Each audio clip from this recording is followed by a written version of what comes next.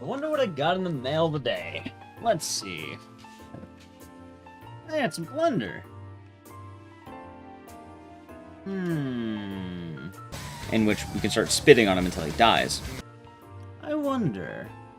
Dead Rising is well known for its wide variety of items that allow the player to slaughter endless zombie hordes with ease. Some of the most prolific items are its mixed drink combos. Different drink combinations allow the player to receive a variety of effects based on the drink combo's end result. Depending on the combo effects, these can range from super speed all the way to the ability to kill a man with your own spit. One of the funnier parts of Dead Rising has always been the fact that to create some of these powerful combinations, you would have to make some of the weirdest food combinations. Looking at some of the required items, I thought to myself, just how weird or bad can some of these drinks really get? This video is of me trying every mixed drink combination in Dead Rising. To start things off, we need a base to make sure we have a proper combination of foods. In the Dead Rising franchise, there are several options to make each drink, so we have to try to match the spirit of the combo as closely as possible. To do this, I'll be referring to this guide of a large list of combinations from Dead Rising 2 off the record, and picking some that fulfill the following rules. 1. There needs to be at least one liquid ingredient so it can blend easier. 2. I must try my best to include whatever the most common ingredient listed for a recipe is. 3.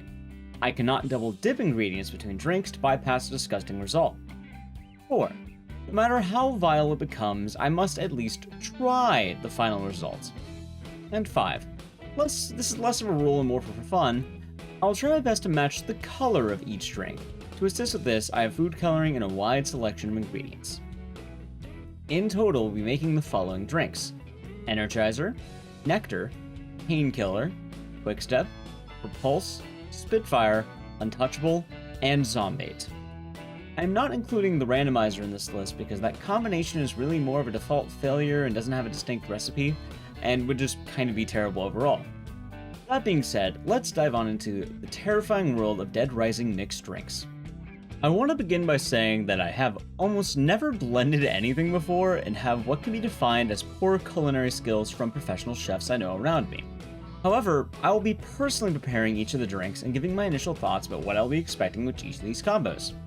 To be honest, before I even begin, I am fully expecting most of these combos to be absolutely terrible given some of the ingredients I chose. However, I would still like to thank a member of our community, Mecha Fly Guy, for sending a blender to my PO box, which allowed me to come up with this terrible idea. Energizer will be the first of our mixed drinks.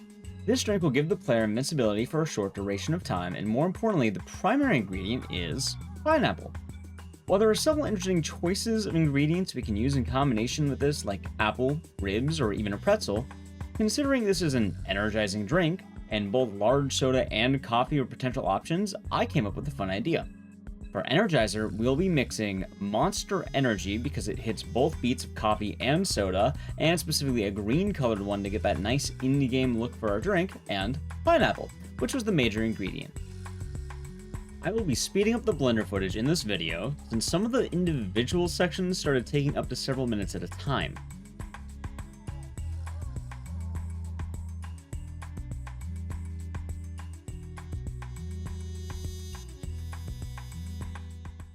Nectar is one of the strongest, if not the strongest combo in the game for Dead Rising 1. It has a two-prong effect. 1, allowing the player to spawn a queen upon consumption, and 2, also increasing the odds of getting additional queens, which comes in handy heavily with the first game's 10 queen requirement.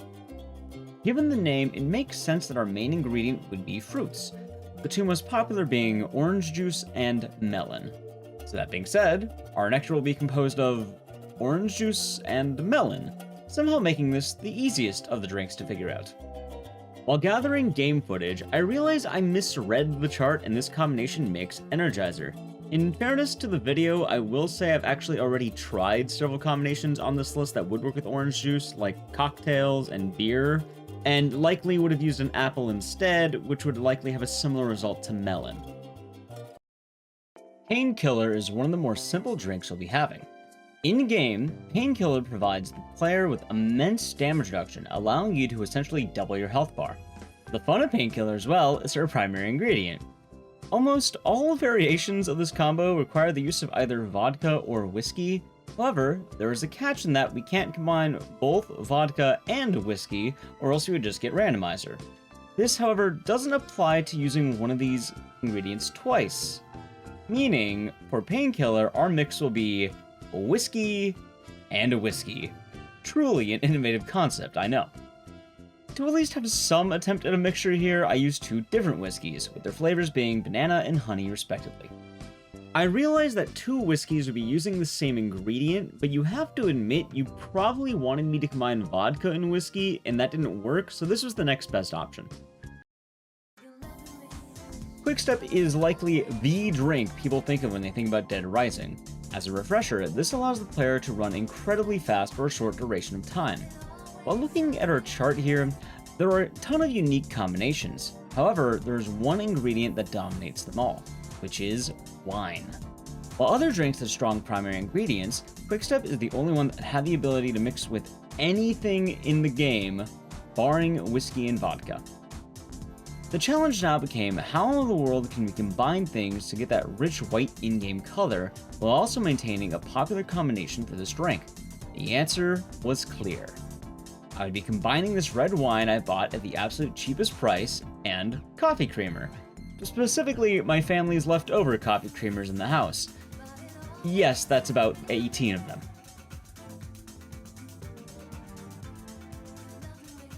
I hope you enjoy this footage of me pouring them in one by one. I thought it would be funny. In an attempt to get that nice creamy color, I made sure to use much more coffee creamer than wine, and I made absolutely sure to pour the wine in as slow as possible in fear that pouring it fast would allow the wine to overpower the many creamers.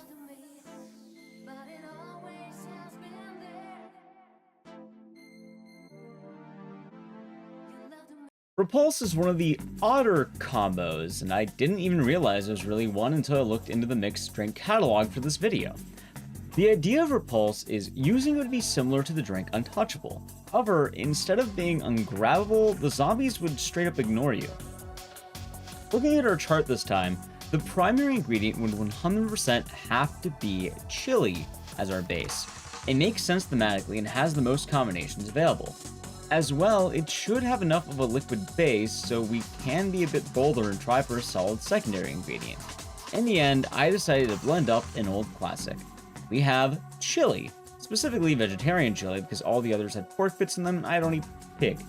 And fries, or more specifically a medium order of fries from McDonald's, since it was simple enough. This one was absolute hell to blend. I think I dumped a ton of the purple food coloring to try and move away from the brown, but it just got overpowered.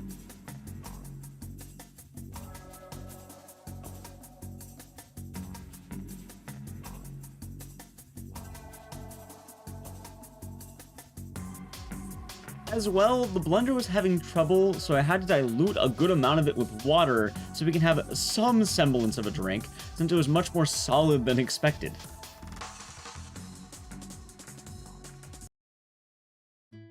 Spitfire you may be aware of if you're a longtime watcher of the channel.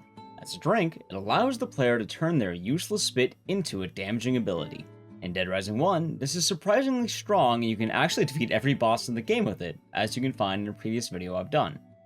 In Dead Rising 2, it does the same, but it's slightly nerfed for some reason and you breathe literal fire.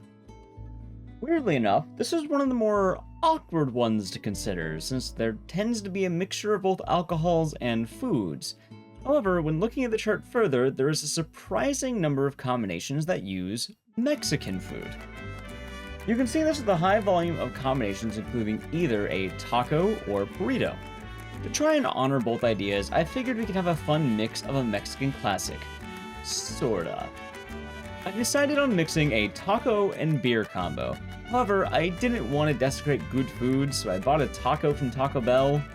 For our beer, I decided to get a Mexican classic of Modelo. However, I opted for a lighter version since I realized I would in theory be drinking a ton of food by the end of this, and figured I would save some calories while I can.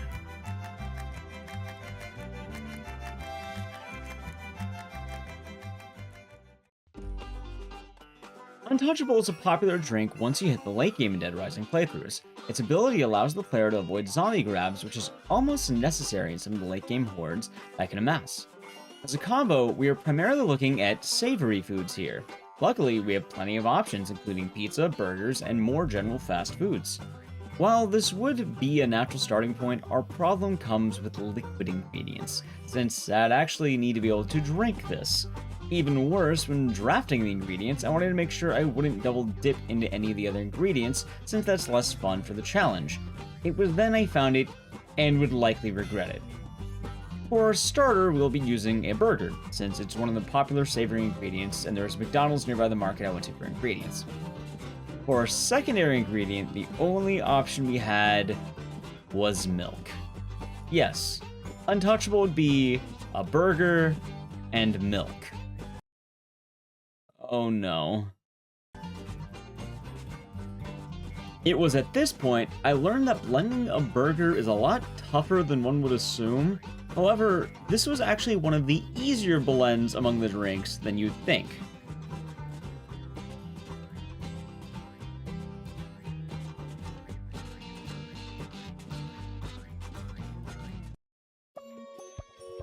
Zombait is a strange in-game drink, as not including randomizer, it was the only one that can really be considered a debuff to the player. The effect of this drink is that zombies would become more attracted to you, meaning you'd be more likely to be attacked. The reason for this was to assist in survivor rescue, since if you're being attacked, it meant your allies are safe from harm. Luckily with Zombait, even with just looking at the base ingredients, it is easily one of the nicest lists of foods so far. Most of our main combinations are going to involve general sweets and desserts. The most common one of these was cake. And with that, we have an easy slam dunk of a combination. A childhood classic of cake and ice cream. Now, when buying the ice cream, I thought it would actually be pinker, but the cherry label deceived me, so I just dumped a bunch of food coloring in there. During this, my hands kept getting frosted, so I had to wash that off. As well, the ice cream was harder to blend, so I added milk to assist in the blending process, since they are similar enough. Shockingly, this was probably the longest of the drinks to blend.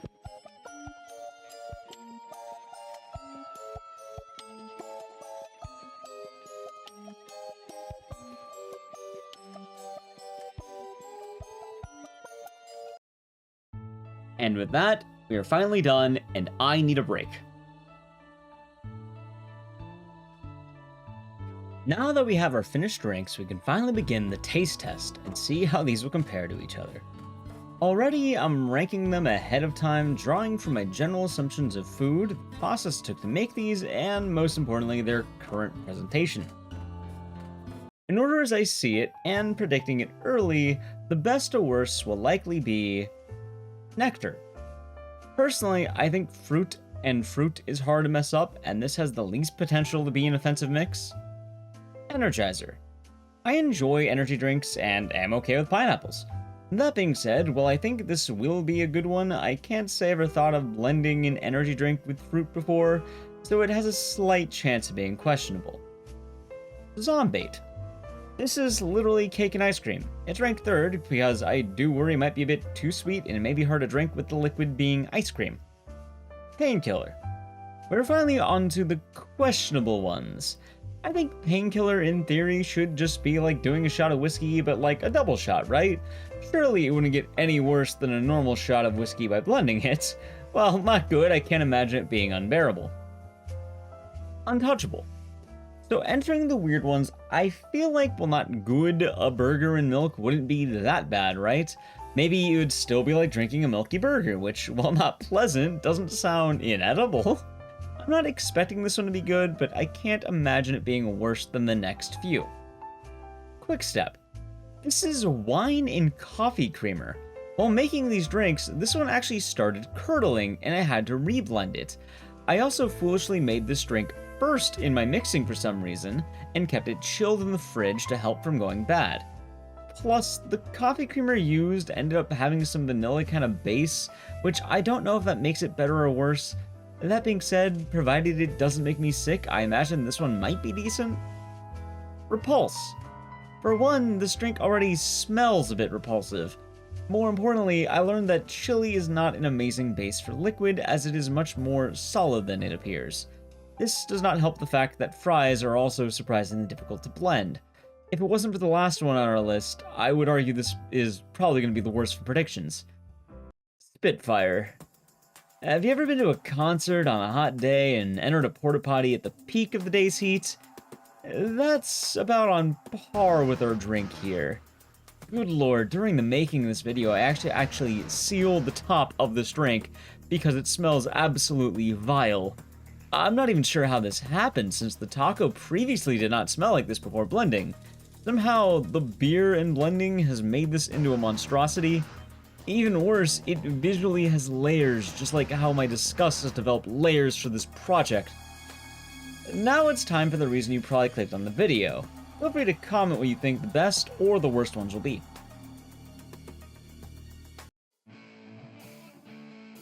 Spitfire. I actually had to mix Spitfire. The layering mentioned previously looked absolutely vile, and I had to try my best to at least make this palatable.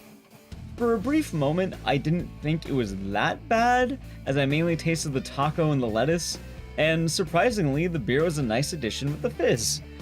Upon my second taste, though, more of the taco taste crept up, and I had to force it to stay back, lest I actually spitfire all over my kitchen. The real killer here was easily the cheese, as it disgustingly overpowered the elements here. It was bad, and at least it's out of the way. It still smells like absolute hell, so I put a lid on it to tame the beast. Quick Step. So, I was planning on saving Quick Step for later, but considering I already had to reblend this one, I didn't want it recurdling. Tasting it, this one was surprisingly decent. Like, I wouldn't have it every day with all the curdling, but considering I just drank from the back of a Taco Bell dumpster, this is a remarkable step up, and its taste is just fine. Untouchable. I figured at this point it made sense to try one of the drinks from the middle of the list, so now we are on Untouchable. This one was rather inoffensive aesthetically and smell-wise. Drinking it, I learned why they call a hamburger a sandwich. It felt like I was literally drinking milk with sand in it. I never thought I was a texture eater before, but I apparently draw the line at drinking actual sand. The only upside is that I did taste the burger in all the drinking. Repulse. Repulse is a real fitting name the closer we get. At this point, I'm almost hesitant to even try it. At first, I tried to take a sip, but with the consistency of the chili, I can't even get it out of the cup to drink on the first attempt. Second, it was one of the worst things I've ever tasted in my life. I don't know if it was the particular brand of chili, the room temperature heat, or the addition of lukewarm fries. This was straight up inedible. This is the only drink I genuinely had to spit out, since it was somehow that bad. To top it off, the smell was comparable to Spitfire at this point after trying it, and it was making me a bit sick. It too will be caged. Nectar. We deserve something nice after that endurance round. So we're moving on to Nectar. As you probably expected, this is really tasty. While my blending wasn't the best, it was like a double fruity, pulpy orange juice. The addition of melon only served to improve the orange juice, and it's surprising to say that something has actually tasted good so far. Zombait. With only a few drinks left, I thought now would be a good time to try Zombait. Considering I didn't want to have ice cream after whiskey, trying it out, Zombait was really delicious, which, duh, it's cake and ice cream. How could it not be? A tasty dessert to celebrate our hard work so far, and hopefully zombait you into liking this video and subscribing. Do it! Painkiller. As you can imagine, Painkiller is going to be the most predictable by far.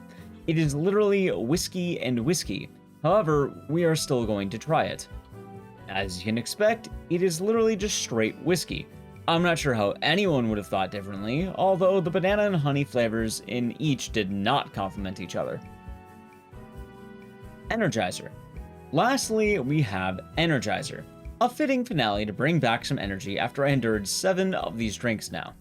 While I did have to mix it since my blending was subpar, this one is shockingly the best of the bunch, and I'm beginning to wonder if Pineapple Monster already exists so I can get something more official. Now that we tried all the drinks, it's time to give them our official rankings. With the best one, we have Energizer. While there were some delicious drinks in this batch, Energizer felt like an actual product I'd want to have. The fruit juice in Monster is something that was surprisingly refreshing, and they should do more of this if they don't do it already. Next up at number 2, we have Nectar. While the extra fruity juice was pleasant, it really was just advanced orange juice. I don't feel like this evolved, and I believe this is something that is already present in the world of fruit juices. Still, need to experiment using melon specifically. At number 3, we have Zombate. I'd argue this is the last of the actually good drinks, and I think the major crime here is the liquid form. Surprisingly enough, both cake and ice cream taste better when you aren't drinking them, and this just made me wish I could eat a cake instead. Not bad by any means, but it doesn't really improve on the classic at all. Number 4 will be Quick Step, shockingly enough. Like I said, the only real crime this drink had was the poor preservation of such. I do think this is the biggest surprise to come out of this experiment, and while I don't recommend drinking coffee creamer and wine, this was a tasty way of drinking it. I like to think the vanilla taste actually helped here as well. Beginning at the bad ones, we start with number 5, Untouchable. Despite me comparing this to drinking literal sand, this is somehow an improvement over the following 3. It really is inoffensive in most of the actual taste, oddly enough, since the whole burger taste is there. This only taught me that I never want to drink solid foods in my old age, and it also reminded me to take good care of my teeth. Number 6 is Painkiller. It's whiskey and whiskey. Harsh, and I did not want a double shot of whiskeys. Slightly worse than drinking sand. Number 7 may actually surprise you here. It's actually Spitfire. Yes, me drinking from the toilet of a frat house after a harsh night was somehow not the worst one. Even having it here, I still kept its lid on to avoid having to smell it. But the fact I can actually stomach this one means it can't possibly be the worst one. And last and absolutely least, we have number 8, Repulse. The name is accurate, and this was essentially inedible to me. From the making of this video, I wanted to avoid chili for at least a good week, considering the smell and taste refuse to leave my head even now as I'm recording the audio for this video. And there we have it. Now, how does one feel immediately after drinking at least 3 cups of liquid sewage? I'm dumping all these.